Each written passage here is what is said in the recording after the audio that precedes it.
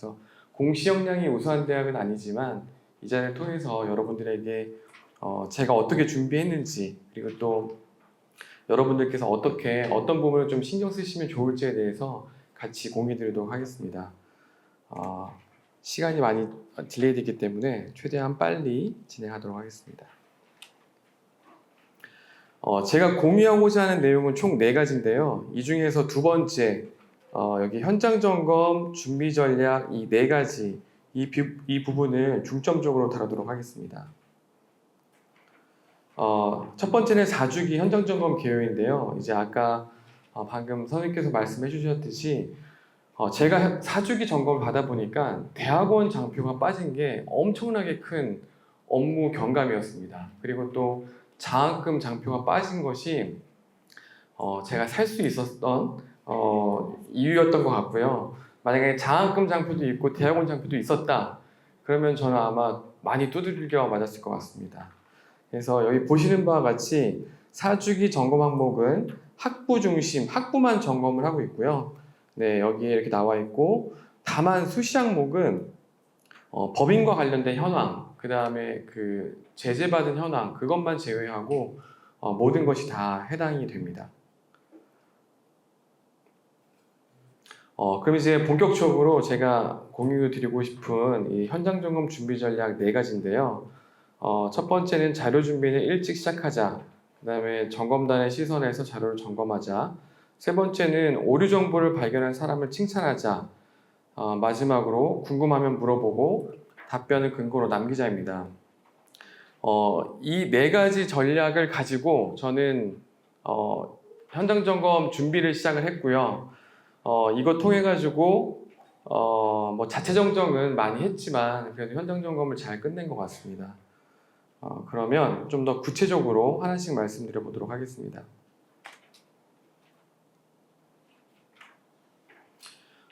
첫 번째, 자료 준비는 일찍 시작하자입니다. 왜 자료 준비를 일찍 시작해야 하냐면 이 왼쪽에 보이시는 이 공문은 공시센터에서 연초에 현장 점검 대상 교육에 안내되는 공문입니다. 근데 여기 보시면 좀 글자가 작죠? 확대를 해보면 점검을 이번 연도 5월과 11월에 나누어서 할 거고 그 다음에 점검 항목은 이거다 정도까지만 나와 있고 실제적인 점검에 대한 세부 내용은 점검 기간 약 1개월 전 교육부로부터 통보 예정이다 이렇게 나와 있습니다. 그러니까 이 공문을 통해서는 많은 정보를 알 수는 없어요. 그래서 이제 3개월 뒤에 교육부 공문이 옵니다. 딱 한 달 전에 왔어요. 제가 5월 14일 날 점검을 받았는데 점검 일자가 5월 14일이고 점검 항목은 이런 거고 점검반 구성은 뭐 5명 내외고 그 다음에 이 부심 파일로 이러이러한 것들을 준비해 주세요 라고 공문이 오게 되는데요. 한 달 전에 공문이 오기 때문에 준비할 수 있는 시간이 조금 있어 보이기는 하지만 실제적으로 저희가 가장 중요한 거는 사전 정정입니다. 점검 항목을 점검을 하고 오류 정보가 있으면 사전 정정을 하는 게 가장 중요한데 이 사전 정정을 할 수 있는 기한은 이 공문 발송일로부터 10일밖에 안 주어져요. 네. 그래서 근데 또 이 시기가 제가 5월 14일 날 받았는데 여기 보시면 여기 통계를 하시는 분들은 다 아실 거예요. 이 사전 정정 제출 기한 정정 기한 마감일이 4월 23일이에요. 이게 고등교육 통계 기간 마감일입니다. 그래서 정말 당황을 했었고요. 그래서 이제 여러분들께는 이런 일정이 있기 때문에 만약에 연초에 공시센터에서 이번 연도 대상교입니다라고 공문이 오게 되면 그때부터 현장 점검을 준비하시는 것이 더 좋을 것 같습니다. 저도 이제 그렇게 했고요. 자, 이게 바로 교육부 공문의 부침 자료인데요. 각 항목마다 준비해야 되는 양식에 대한 자세한 설명들이 나와 있습니다. 근데 이제 그 현장 점검을 잘 받기 위해서는 아까 제가 사전 정정을 놓치지 말라고 말씀드렸잖아요. 근데 사전 정정 자료는 총 3가지로 구성이 돼요. 세 가지가 뭐냐면 사전 제출 자료. 이거는 현장 점검 전에 제출해야 되는 자료고요. 점검장 PC 탑재 자료와 서면 자료는 현장 점검일에 당일 세팅만 하면 됩니다. 하지만 사전 정정을 위해서는 사실상 이 세 가지 자료를 모두 다 검토를 해야 됩니다. 그렇기 때문에 빨리 시작하는 것이 가장 중요합니다. 저 같은 경우에는 1월 달에 공시센터에서 공문이 오자마자 사실 깜짝 놀랐어요. 이렇게 빨리 올 줄 몰랐기 때문에 깜짝 놀라서 바로 전화를 했습니다. 저희 학교 점검일이 언제인지 그거를 물어봤고요. 그걸 통해서 이제 5월 14일이라는 것을 바로 알게 됐고, 그 다음에 또 한 가지 확인을 한 거는 전년도 수검대학에 대해서 문의를 했습니다. 그래서 그러니까 4주기 기간 동안에는 현장 점검에 대한 준비 사항들이 동일할 것이다라고 생각을 했기 때문에 전년도 수검대학을 물어보고 그 대학에 전화해서 작년에 받으셨던 교육부 부심 자료를 좀 주실 수 있으신가요? 라고 부탁을 드렸고, 감사하게도 이제 K대학 선생님께서 자료를 바로 보내주셔서 여기 오른쪽에 보이시는 대로 연도만 업데이트해서 2025년 대학정보공시 현장점검 수검준비 자료 리스트를 만들었어요. 1월 달에 이걸 만들었고, 각 부서로 2월 말까지 준비해 주세요 라고 공문을 보냈습니다.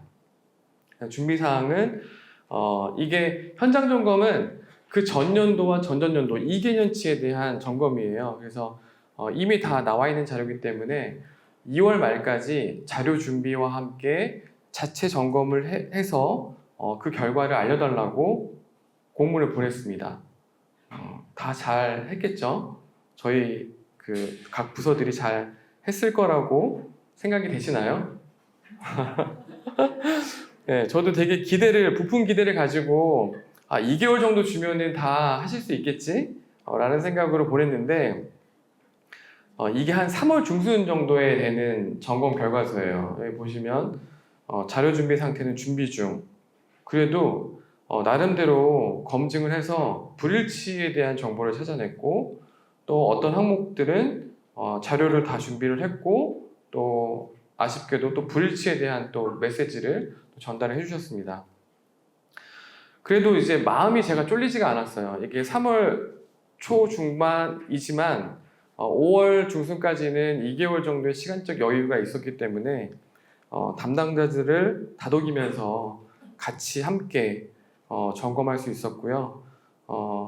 이 준비를 해보니까 제가 빨리빨리 움직이더라도 그 항목 담당자 부서가 할 수 있는 역할이 있거든요. 서류 준비라든지 그 부서만이 해야 되는 역할이 있기 때문에 그분들과 함께 하지 않으면 준비할 수가 없습니다. 그래서 최대한 빨리 그분들과 함께 손을 잡고 시작하는 것을 다시 한번 추천드립니다. 이제 두 번째입니다. 두 번째 준비 전략은 점검단의 시선에서 자료를 점검하자입니다. 아까 말씀드렸듯이 현장 점검 준비 자료는 세 가지로 구성되는데요. 사전 제출 자료, 점검장 PC 탑재 자료, 서면 자료로 구성됩니다. 근데 사전 제출 자료는 사전 정정 기한 제출일까지 제출을 하셔야 되는 자료예요. 근데 딱 양식을 보시면 이거 보고 점검단에서 뭘 하시겠구나라는 게 느껴지실 거예요. 뭐냐면 그 리스트를 피벗 돌리면 공시장표가 연계되게끔 그렇게 사전 제출 자료에 대한 양식이 구성되어 있습니다.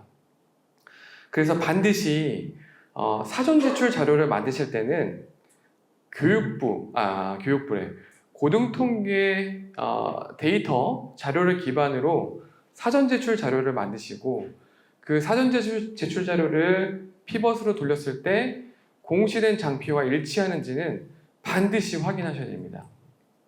네. 내부 자료로 우리 학교의 내부 자료 가지고 이렇게 만들게 되면 아마 100% 틀리실 거예요. 100% 틀리실 거고, 고등통계 데이터를 가지고 사전 제출 자료를 만드시고, 그 사전 제출 자료가 우리 학교의 데이터와 일치하는지, 이건 이제 자체 점검인 거죠. 사전 제출 자료가 우리 학교 데이터와 일치하는지를 점검하시고, 만약에 여기서 오류가 나오면 정정을 하셔야 되는 거고요. 오류가 안 나오면 그 다음에 공시장표와도 한번 비교를 해보시는 거예요. 그래서 공시장표와도 일치를 하게 되면 그 자료는 문제가 없기 때문에 사전 제출 자료로 제출을 해주시면 되겠습니다. 그게 바로 여기인데요. 예, 저는 이제 현장 점검 준비 자료는 무조건 고등통계 데이터를 활용해서 작성을 했고요. 이 자료가 교내 시스템 자료와 일치하는지 확인을 했고, 그 다음에 공시 자료와 일치하는지를 확인한 다음에 사전 제출 자료도 제출하고, 그 다음에 뭐 탑재 자료도 반영을 했습니다. 그 다음에 이제 밑에는 점검 항목입니다. 정기 공시에 대한 점검 항목인데요. 이 점검 항목별로 각각의 준비 자료가 많이 있지만 오늘 이 자리에서는 어떤 점검 준비 자료를 통해서는 점검단이 어떤 부분을 점검을 하시겠고 이거에 대한 확인 사항은 이 부분이다라는 것을 공유 드리도록 하겠습니다. 이 세부적인 거는 이 다음 장부터 더 들어갈 거고요. 먼저 말씀드리면 신입생 충원 현황 같은 경우는 신입생 명단이랑 모집 요강을 통해서 기타 모집 단위 입력 여부를 반드시 확인을 하십니다. 기타 모집 단위 같은 경우는 오른쪽에 이제 모집 단위의 정원의 모집 인원의 총수는 정해져 있지만 학과별 파악이 어려운 전형의 경우는 기타 모집 단위의 모집 인원에 입력을 해주셔야 됩니다. 이거는 이제 필수적으로 확인하셔야 되는 사항이고요. 그 다음에 재학생 충원률 같은 경우는 입학정원 총괄표를 제출받고 계세요. 근데 이제 입학정원 총괄표를 가지고 썸을 하게 되면 이 재학생 충원률 장표에 학생 정원 숫자가 나와야 되는데 저희처럼 5년제 또는 뭐 6년제가 있는 학교 같은 경우는 그 썸이 불일치할 수밖에 없어요. 왜냐하면 5년제 또는 6년제는 입학정원을 안분을 해야 되기 때문에 그렇기 때문에 점검단에서 반드시 이 안분된 자료를 요구를 합니다. 그렇기 때문에 학교는 미리 입학정원 산출이 잘 산출되는지를 확인을 하시고 그 확인된 자료는 보관하고 계셨다가 점검단에서 요청하시면 파일을 제출하시면 되겠습니다. 그 다음에 중도 탈락 학생 현황 같은 경우는 이제 재입학자 리스트를 받고 계신데요. 이거는 이제 특정 기간에 중도 탈락과 함께 재입학을 모두 한 학생의 학적 처리 결과를 확인하는 겁니다. 근데 이 부분은 뭐 대부분 다 잘 하셨을 것 같습니다. 그 다음에 전체 교원 대비 전임 교원 현황 이 부분은 이제 비전임 교원 부분을 좀 중점적으로 아까 좀 재미있게 보신다고 하셨잖아요. 겸임 교원의 재직 및 경력 증명서, 그 다음에 1학기 수업 시간표를 통해서 겸임 교원의 자격 기준 충족 여부를 확인하고 계세요. 근데 겸임 교원 서류가, 그러니까 겸임 교원 자체가 너무 많다 보니까 정말 이 서류를 준비하고 점검하는 데 상당히 오래 걸립니다. 그래서 재직 증명서랑 경력 증명서를 통해서는 본직 재직 여부 및 3년 이상 경력을 확인하셔야 되고요. 그 다음에 수업 시간표랑 매칭해서 겸임교원이 1학기에 강의를 한 게 맞는지 이거를 반드시 확인을 해주셔야 됩니다. 그 다음에 등록금 현황 같은 경우는 입학정원 총괄표랑 학과 변동 리스트를 받고 계신데요. 입학정원 총괄표 같은 경우는 입학정원 확인용입니다.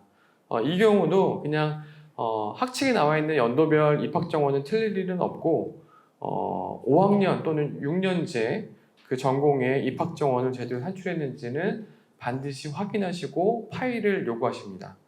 파일은 확보하셨다가 제출해 주셔야 되고요. 그 학과 변동 리스트는 표준 분류를 잘 입력하시고 반영하셨다면 문제가 없으실 겁니다.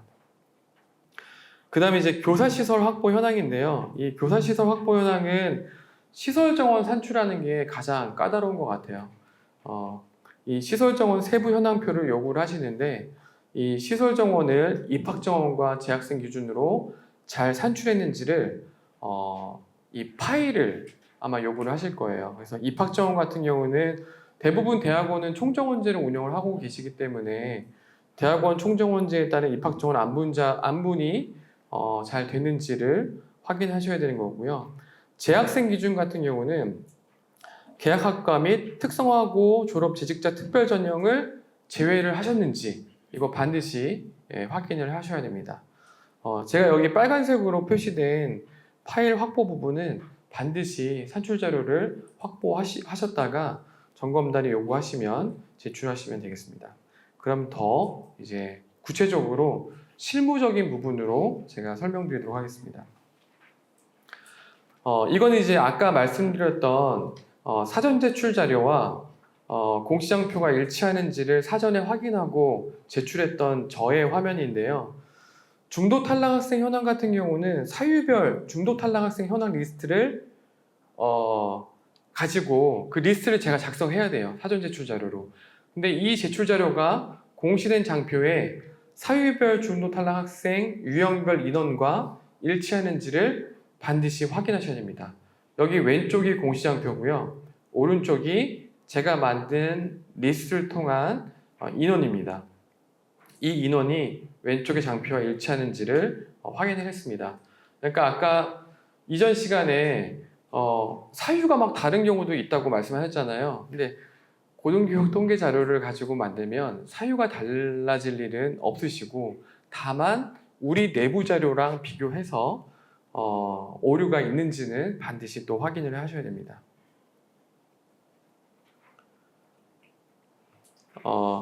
그 다음에 이제 신입생 충원 현황 항목입니다. 여기에 이제 기타 모집 단위 입력에 대해서 확인을 해보셔야 되는데요.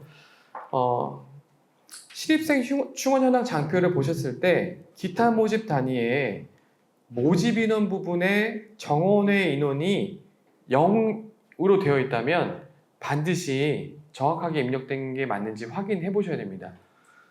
저 같은 경우는 원래 여기 0이었어요. 0이었는데 이번에 사전 정정을 통해 가지고 정정을 했습니다.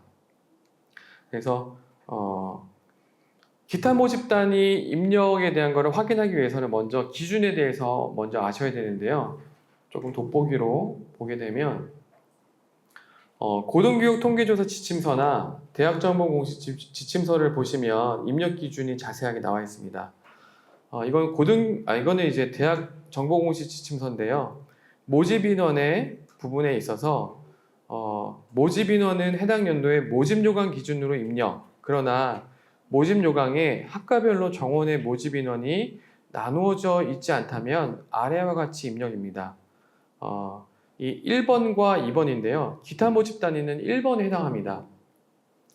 모집 단위의 정원의 모집 인원의 총수는 정해져 있지만 학과별로 파악이 어려운 전형의 경우는 기타 모집 단위의 모집 인원을 입력하라는 것입니다.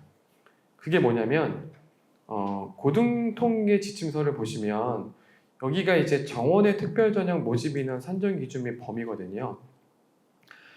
재외국민, 농어촌, 특성화고, 졸업자 이런 경우를 보시면 그 모집 인원의 총수가 정해져 있어요. 그러니까 재외국민, 농어촌 지역, 특성화고, 졸업자 연도별 입학 정원의 2%, 연도별 입학 정원의 4%, 1.5% 정해져 있습니다. 그러니까 모집 인원의 총수는 정해져 있는 전형이에요. 근데 학과별로 몇 명을 뽑는지를 저희 학교 모집 요강, 저희 학교 재외국민 모집 요강을 보시면 단과 대학별 몇 명 뽑는지는 정해져 있어요. 하지만 학과 기준으로 몇 명 뽑는지는 정해져 있지가 않습니다. 예를 들면 한국어문학부는 최대 모집 가능 인원이 4명이래요.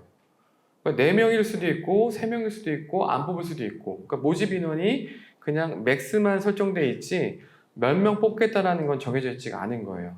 이게 바로 기타 모집 단위입니다.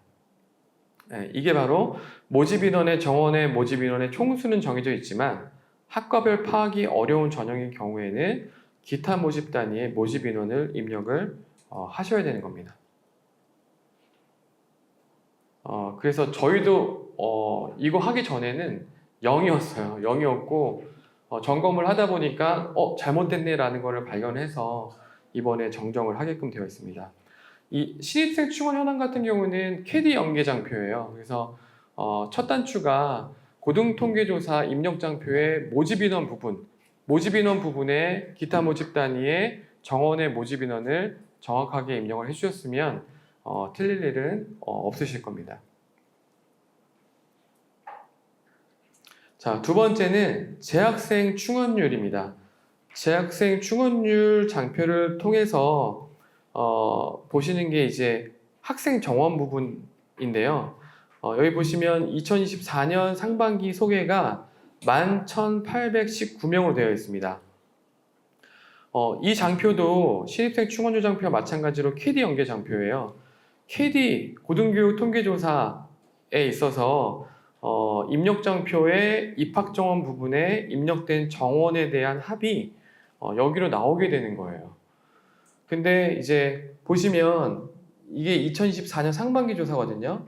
2024년, 3년, 2년, 1년 여기까지는 그냥 4학년까지는 연도별 확칙에 나와 있는 입학 정원이기 때문에 틀릴 일이 없어요. 하지만 저희 학교는 5년제 전공인 건축학부가 있기 때문에 2020년에 5년제 전공에 대한 입학 정원이 살아 있습니다. 그러니까 2024년도 상반기 기준으로는 2020학년도 정원이 5학년 정원인 거예요. 그래서 이 숫자가 이 58명이 어떻게 나왔는지를 점검단에서는 확인을 하고 계세요. 그러니까 이 58명은 모르시지만 이 다음 장에 보여드리는 이 입학 정원 총괄표가 현장 점검 준비 자료거든요. 근데 이 입학 정원 총괄표는 입학 정원을 작성하는 기준은 해당 연도의 대학이 정하는 학칙에 정해진 모집 단위별 입학 정원을 입력하게끔 되어 있습니다. 그런데 저희 학교 같은 경우는 학칙에 보시면 건축학부의 모집 인원이 65명으로 되어 있고 그 안에 수업 연한이 다른 두 개 전공이 있어요. 건축 설계 전공은 5년제고 건축 시스템 전공은 4개입니다. 그러니까 동일 학부에 수업 연한이 다른 두 개 전공이 있기 때문에 저희 같은 경우는 입학 정원 총괄표에는 건축학부에 입학 정원 65명으로 입력을 했지만 실제적인 고등교육 통계조사를 할 때는 5년제 전공만 입학 정원을 안분을 해서 58명으로 입력을 했습니다. 즉 동일 모집 단위에 수업 연한이 다른 두 개 전공이 운영되는 경우가 있다면 입학 정원을 반드시 안분을 해주셔야 됩니다. 그러면 저희 학교 사례를 통해 가지고 어떻게 입학 정원을 안분을 했는지 살펴보도록 하겠습니다. 입학 정원에 대한 안분은 그 과거 2020학년도 저희 학교 기준으로 5년제 전공에 해당하는 그 과거 2020학년도 건축학부 입학 정원에다가 5년제 전공에 해당하는 재학생 비율로 곱해주면 되는 겁니다. 이게 이제 안분인데요. 이 안분을 하기 위해서는 기초 데이터가 필요하잖아요. 이 기초 데이터는 2024년 상반기 고등교육 통계조사에 제적 정보를 다운로드 받으시면 됩니다.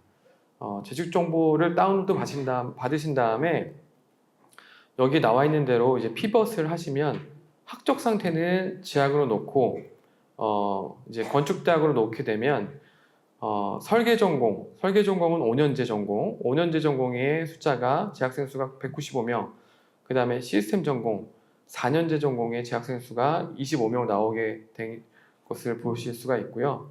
아직 전공을 결정하지 않은 건축학부에 대한 재학생 수도 보입니다. 안분을 할 때는 전공이 정해져 있는 4년제와 5년제 전공 재학생 수를 합해서 분모로 놓고 5년제 전공에 해당하는 재학생 수를 분자로 놓고 해당하는 입학정원 2020학년도 건축학부 입학정원인 65명을 곱해서 58명으로 산출되게끔 되어 있는 이제 이 화면입니다. 이것도 이제 반드시 점검단에서 요청하는 자료거든요. 그래서 요청하시면 혹시라도 5년제라든지 6년제 전공이 있으신 대학이 있다면 점검하실 때 산출해 보시고 그 산출된 자료는 점검단 요청하시면 제출하시면 되겠습니다.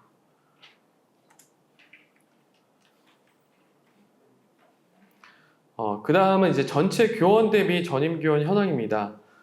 사실 이 교원 현황에서는 전임교원 부분이 중요는 하나 전임교원 부분에서 틀리는 경우는 별로 없는 것 같아요. 오히려 이제 비전임 교원 중에 겸임교원 부분, 겸임교원의 재직증명서, 경력증명서 그리고 수업시간표 파일을 통해서 겸임교원이 인정기준에 부합하는지를 점검단에서 정말 오랜 시간 동안 확인하시는 것 같습니다. 이걸 보시면 이제 겸임교원에 대한 자격기준은 이미 고등교육 통계조사 지침서에 자세히 나와 있습니다. 이렇게 자세히 나와 있고 또 겸임교원 인정 제외 대상 아래 조건 중 한 가지라도 충족하지 않은 교원은 기타 교원이다 라는 건데요. 강의를 담당하지 않은 교원, 강의 내용이 본직 기관의 직무와 유사하지 않거나 순수 학술 이론을 강의하는 교원, 본직 기관의 비상근으로 근무하는 교원, 타대학 또는 자대학 소속 전임교원 및 연구원, 이런 부분은 이제 인정 제외 대상이다 라고 안내가 자세히 되어 있습니다. 그래서 자체 점검을 시작을 할 때 저희 학교는 여기 오른쪽에 나와 있는 대로 겸임교원 인정기준 점검 체크리스트를 만들었습니다. 이 체크리스트를 제가 만들어주고 니네가 아니라 교원 지원팀 담당자가 서류들을 다 뽑아서 그러니까 재직증명서, 경력증명서 이런 것들을 다 뽑아가지고 이 체크리스트에 맞는지를 일일이 다 대조하면서 체크를 해라 라고 안내를 했어요. 반드시 파일로 확인하지 말고 서류를 기준으로 확인해라. 왜냐하면 오셔가지고 보시는 게 서류를 보시는 거거든요. 그래서 만약에 서류가 미비됐다면 무조건 보완하시고 어쨌거나 다 체크한 다음에 서류와 함께 이 점검 체크리스트를 제출을 해라 라고 요구를 했습니다. 현장 점검이 다가올 때까지 교원 지원팀만이 이걸 못했어요. 그러니까 너무 많은 서류와 함께 이 서류들을 또 출력을 하다 보니까 미비된 서류들이 많이 발견이 됐대요. 다행히 자격에는 문제가 없었지만 미비된 서류를 덕분에 또 많이 또 발견하고 보완했다라는 얘기도 들었습니다. 그래서 여기 좀 확대를 해보면 본직 재직증명서를 통해서 해당 연도 4월 1일 재직 확인 가능 여부를 체크하라고 했고요. 그러니까 이개년치를 점검하잖아요. 근데 재직증명서가 최초인 경우도 있더라고요.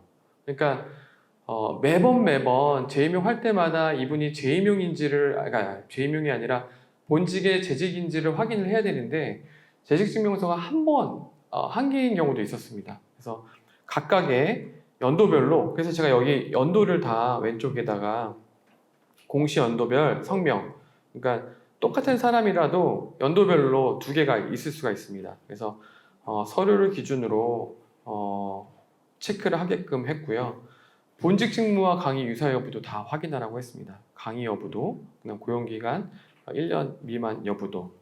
그래서 그 결과 되게 오랫동안 점검을 하면서 2명이 인정기준 부적합자로 발견이 되었습니다. 그래서 한 분은 본직 직무와 강의 유사성이 부족한 분이었고요. 그분이 아마 예체능 성악 쪽이었는데 뭐 포장지 관련된 어떤 회사에서 근무하고 계시더라고요. 근데 이거는 더 파고 들어봤자 아닐 것 같다라는 생각에 이제 정정을 하게 되었고요. 그 다음에 한 분은 대학 강의 경력을 교원지원팀에서 임용을 할 때 산업체로 착각해가지고 경력을 산정한 거예요. 그래서 이 부분도 정정을 했습니다.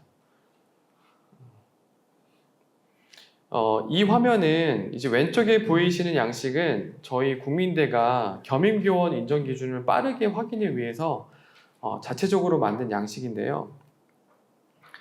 이 서류를 보시면 사실 재직증명서를 가지고 이분이 상급인지 아닌지 그 다음에 본직에서 어떤 내용으로 근무하시는지를 확인하기 어려운 경우가 좀 종종 있습니다.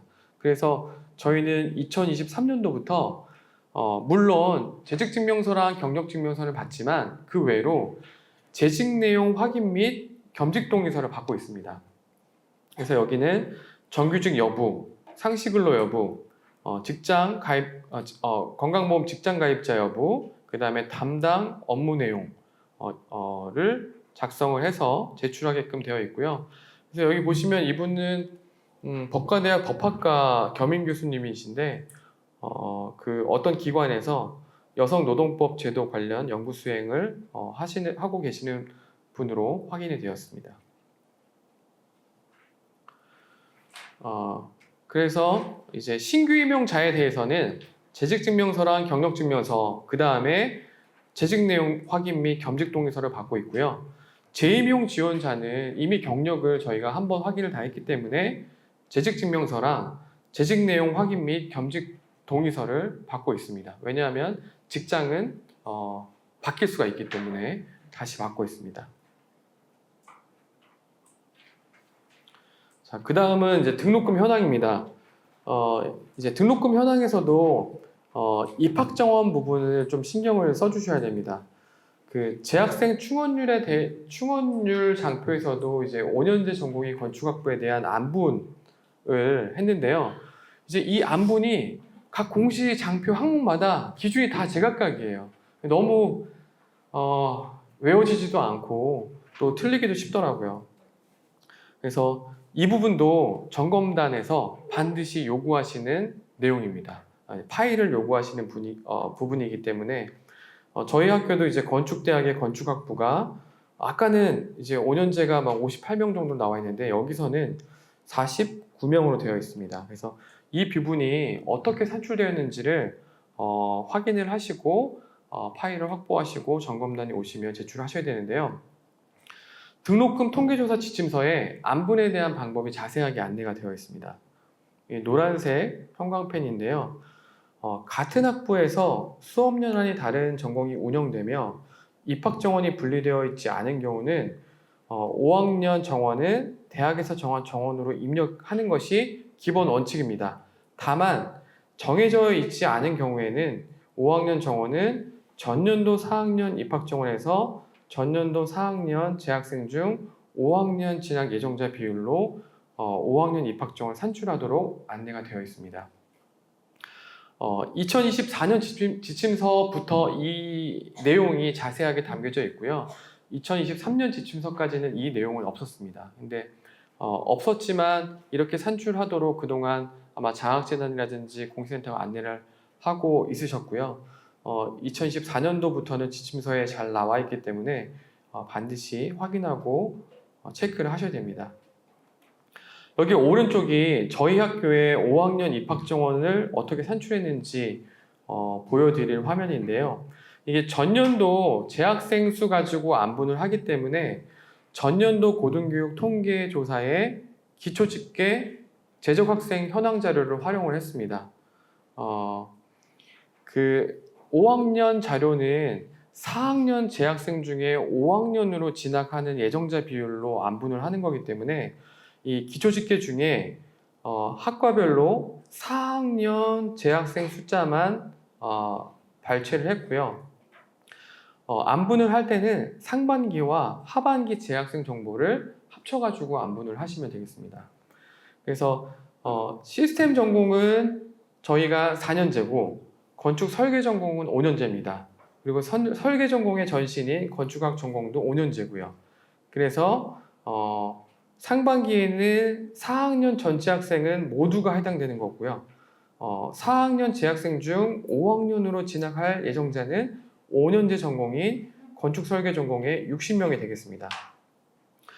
이렇게 상반기와 하반기를 더한 값이 이 맨 아래 전년도 상반기 더하기 하반기고요. 그 등록금 현황의 입학 정원은 전년도 입학 정원을 가지고 안분을 하는 겁니다. 그러니까 등록금 현황 입학 정원 할 때는 한 해씩 입학 정원이 밀리게끔 되어 있잖아요. 그래서 전년도 입학 정원인 65명을 가지고 4학년 전체 학생 중에 5학년 진학 예정자 재학생 비율로 안분을 하게 되면 110 나누기 140 중에 146 곱하기 여기 오타입니다. 46이 아니라 전년도 4학년 입학 정원인 65명을 곱하게 되면 49명이 나오게 됩니다. 그래서 이 49명을 등록금 통계조사할 때 입력을 하셔야 되고 입력하실 때 산출된 자료를 잘 받으시고 체크하셨다가 점검단에서 요청하시면 제출하시면 되겠습니다. 자, 그 다음 이제 교사시설 확보 현황입니다. 여기도 산출하기 까다로운 게 이제 시설 정원입니다. 그러니까 교사 면적에 대한 기준 면적을 산출하기 위해서는 먼저 시설 정원에 대한 걸 산출을 해야 되는데요. 시설 정원은 두 가지 기준으로 산출을 해야 됩니다. 첫 번째는 입학 정원 기준, 두 번째는 재학생 기준인데요.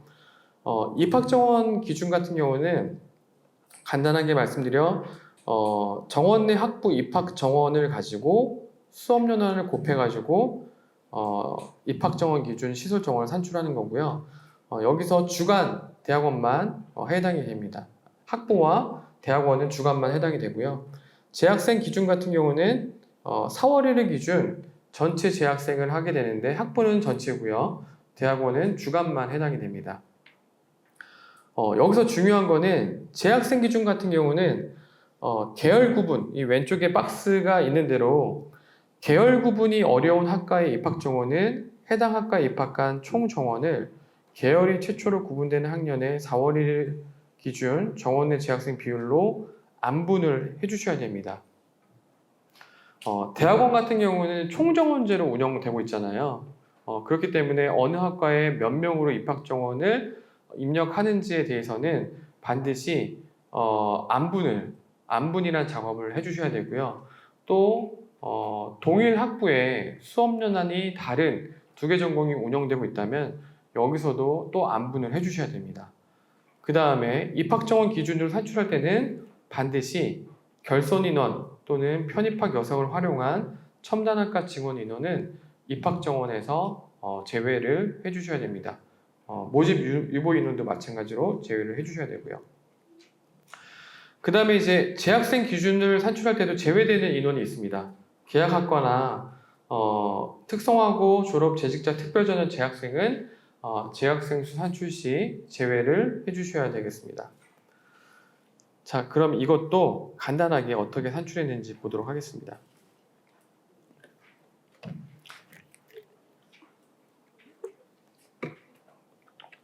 자, 이거는 이 엑셀 양식은 공시센터 게시판 공지사항 보시면 그 809번인가요? 809번에 공지사항에 그 공시정보 정정 요청 이 파일 압축 파일 안에 양식이 다 있습니다. 그래서 이 양식을 보시면 왼쪽이 입학 정원에 대한 입학 정원 기준 시설 정원 산출 양식이고요. 오른쪽은 대학원 기준입니다. 그래서 왼쪽에 학부 같은 경우는 조심하셔야 될 게 같은 학부에서 수업 연한이 다른 두 개 전공이 운영되고 있으면 이때는 안분을 해주셔야 됩니다.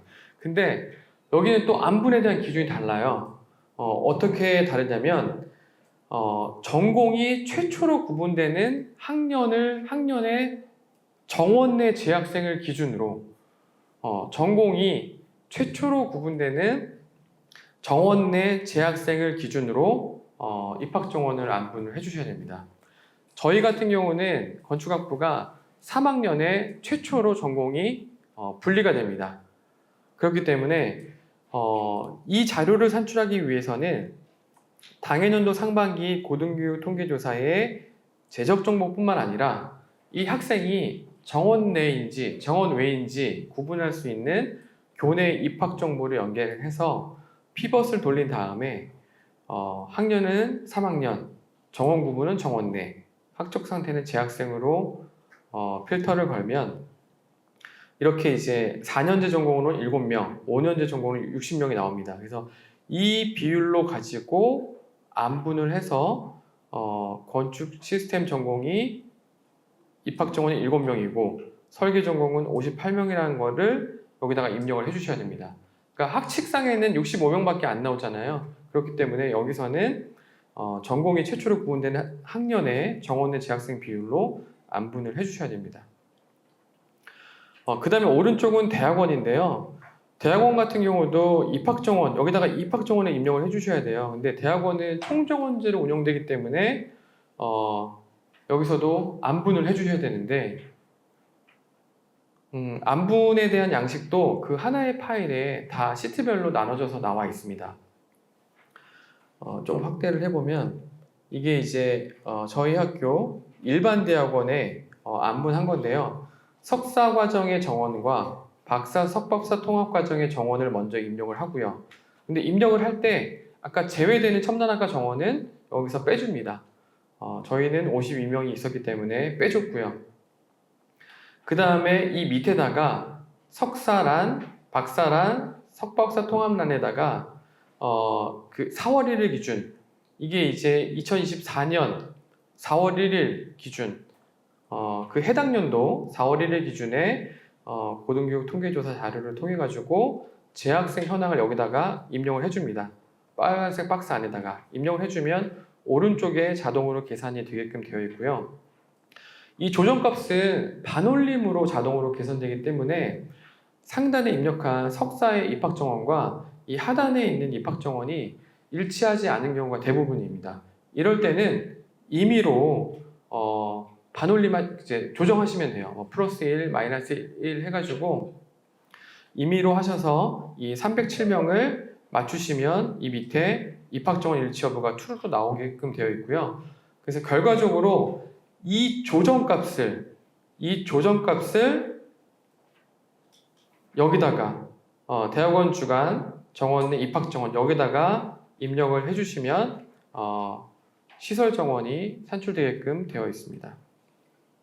되게 오래 걸려요. 네, 그래서 기존에도 시설 정원은 저희 학교 같은 경우는 그 교사 시설 담당자가 한번 계산을 하고 그 다음에 제가 계산한 거랑 한번 매칭해서 틀리는지 서로 같으면 오케이, 다르면 확인하고 뭐 이렇게 진행을 했었습니다.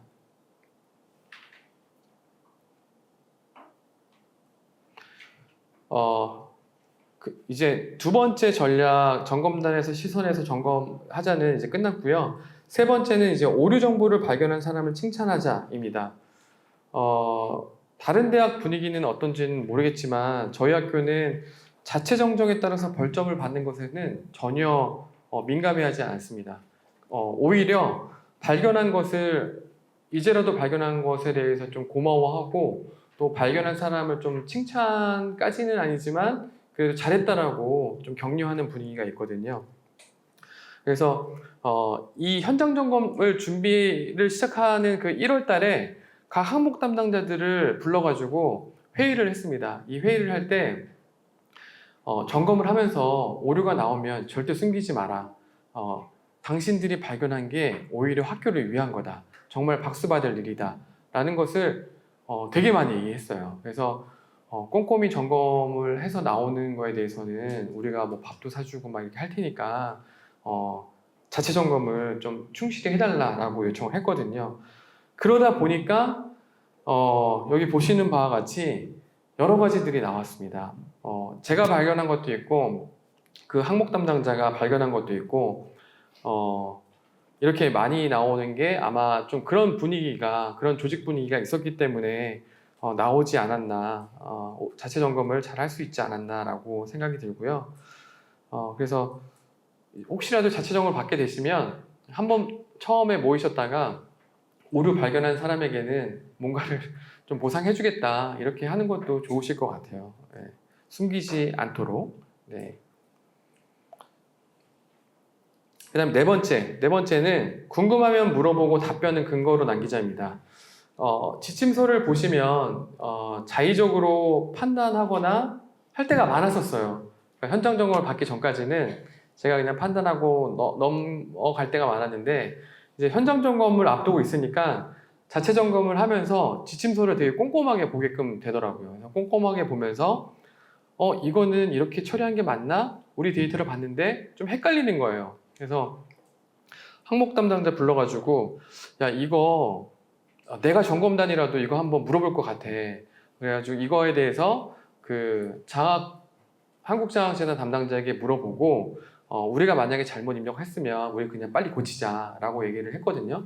근데 이제 물어보니까 우리처럼 입력해도 무방하다는 거예요. 근데 이 무방한 거를 점검단에게 제가 설명하기가 되게 힘들 것 같다는 생각이 들었어요. 그래서 그 장학재단 담당자에게 이제 답변 받은 내용을 왼쪽에 보시는 화면처럼 답변 받은 내용을 확보를 했습니다. 확보를 하고 있다가 점검을 받게 됐는데 안 그래 아니나 다를까 물어보시더라고요. 그래서 이것까지 우리 하면서 확인을 했다. 이러이러한 내용으로 확인했는데 이렇게 해도 된다라고 들었다라고 말씀드리니까 잘 넘어갔습니다. 그래서 혹시라도 조금 꺼림직하시거나 아니면 답변을 받으셨는데 조금 뭔가 이거를 이제 서브로 그러니까 이제 그 뒷받침하는 자료로 활용하실 계획이시라면 답변 자료를 근거로 남기시는 것도 좋을 것 같습니다. 이 답변 자료를 근거로 남기니까 그 제 후임에게도 업무 인수인계할 때 좋을 것 같아요. 그러니까 그분 시각이 또 다를 수가 있는데 내가 답변을 듣고 한 거기 때문에 이렇게 하셔도 무방합니다라고 안내 드리기도 좋기 때문에 근거로 남기고 계속 이어나가는 것도 좋을 것 같습니다. 되게 빨리 제가 시간이 되게 없을 것 같아서 빨리 진행했는데요. 세 번째가 현장 점검 수검 결과입니다. 저 같은 경우는 사전 정정을 많이 했어요. 11건을 했습니다. 그리고 벌점 기준으로는 제가 다시 보니까 8건이긴 한데요. 제가 혹시 몇 건의 지적을 받았는지 맞히시는 분께 여기 다 아까 제가 발표할 때 다 가시던데 남아 계신 분들에게는 제가 커피 쿠폰을 보내드리도록 하겠습니다. 네, 몇 건 받았을 것 같으세요? 네. 한 건 누구신가요? 네. 네. 제가 이따가 드리도록 하겠습니다. 네, 한 건 받았습니다. 네. 그래서 제가 한 건을 받을 수 있었던 이유는 사전 정정을 많이 했기 때문이에요. 네, 사전 정정을 많이 했고, 사전 제출 자료도 많이 점검을 했고, 그 이유 때문에, 그러니까 우리가 잘했으면은 정정할 것도 없었을 거잖아요. 근데 점검을 해보니까 그동안 정말 고쳐야 될 것들도 제가 또 잘못 입력한 부분도 많았더라고요. 그래서 사전 정정을 11건 한 게 그래도 좀 지적을 덜 받았던 이유였던 것 같고요. 오히려 등잔 밑이 어두웠어요. 이 오른쪽에 보시면 저희가 지적받은 거는 영빈관을 학생 기숙사 면적으로 임명을 했던 거였어요. 근데 그 내용은 아마 다 알고 계신 부분이셨을 것 같아요. 대학 교육시설 현황 지침서 FAQ에 나오기까지 합니다. 영빈관 같은 경우는 학생들이 직접 사용하고 있지 않은 기숙사이기 때문에 제외를 해라 라고 나와 있습니다. 근데 이거는 제가 정말 못 봤어요. 그래서 조금 아쉽더라고요. 그래서 제가 권유드리고 싶은 부분은 각종 통계조사 지침서의 FAQ를 점검하시기 전에 한번 쭉 보시고 점검하시는 것도 큰 도움이 될 것 같습니다.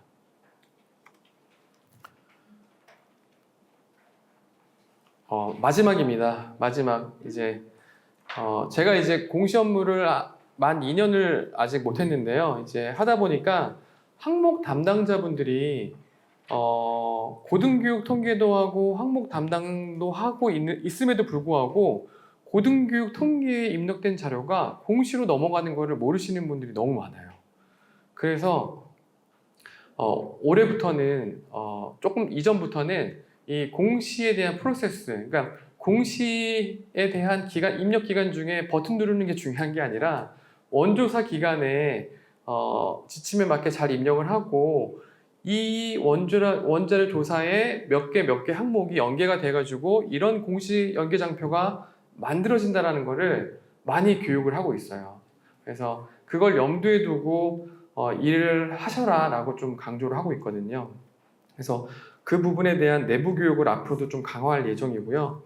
그 다음에 해보니까 아까 말씀드렸듯이 그 정기 공시의 입력 기간 때 버튼 누르는 것보다는 원자료 조사 기간 동안 정확하게 입력하는 게 중요하기 때문에 원자료 조사 기간 중에 틀릴 만한 것들, 그러니까 주의해서 보셔야 할 만한 것들을 체크리스트로 만들어서 항목 담당자에게 공유를 하고 그 기간에 조금 같이 협력하는 거를 앞으로 하고자 합니다. 네, 여기까지고요. 네, 공시 역량이 우수한 대학은 아니지만 잘 들어주셔서 감사합니다.